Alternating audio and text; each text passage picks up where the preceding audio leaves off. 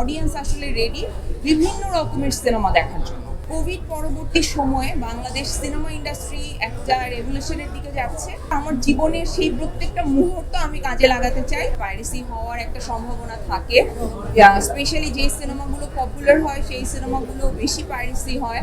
আমার রেহানা মারিয়াম নূর পর্যন্ত পাইরেসি হয়েছিল। সো এটা খুবই ভয়ঙ্কর এবং এটা যারা আসলে কাজটা করেন তাদের জন্য খুবই অপমানজনক এবং খুবই রিস্কি। সো আমার মনে হয় যে এটা থেকে আমরা যত তাড়াতাড়ি এই সমস্যা থেকে বের হতে পারবো তত আমাদের জন্য ভালো। বাট এই রিস্কটা তো থেকেই যায়। আর আজকে কিন্তু আমি আসলে বনলতা এক্সপ্রেস আমার মেয়েকে নিয়ে দেখতে আসছিলাম।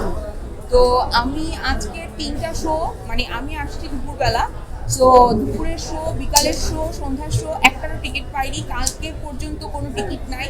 সো আমার মেয়ে দেখতে পারে নাই, এটার জন্য একটু খারাপ লেগেছে, বাট ভালো বেশি লেগেছে। কারণ এটা মানে ফিল করাটা খুব আনন্দের যে টিকিট পাওয়া যাচ্ছে না। আমি দমেরও কোনো টিকিট পেলাম না। তারপর লাস্টে প্রেশার কুকারের সামনের রোয়ের 2টা টিকিট আমি পেয়েছি, ওইটা দেখলাম।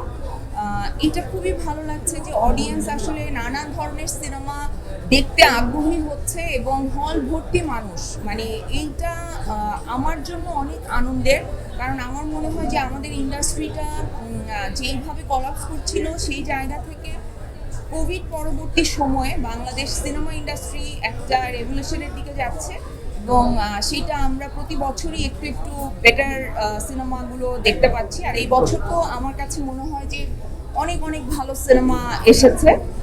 আর অডিয়েন্সের রেসপন্স সবচেয়ে আমার কাছে ভালো লেগেছে। আমার কাছে মনে হয়েছে যে অডিয়েন্স আসলে রেডি বিভিন্ন রকমের সিনেমা দেখার জন্য। এখন আমার যেই বয়স, সেই বয়সে আমি আসলে আমার মনে হয় যে আমার খুব বেশি দিন আমি বাঁচবো কিনা আমি জানি না।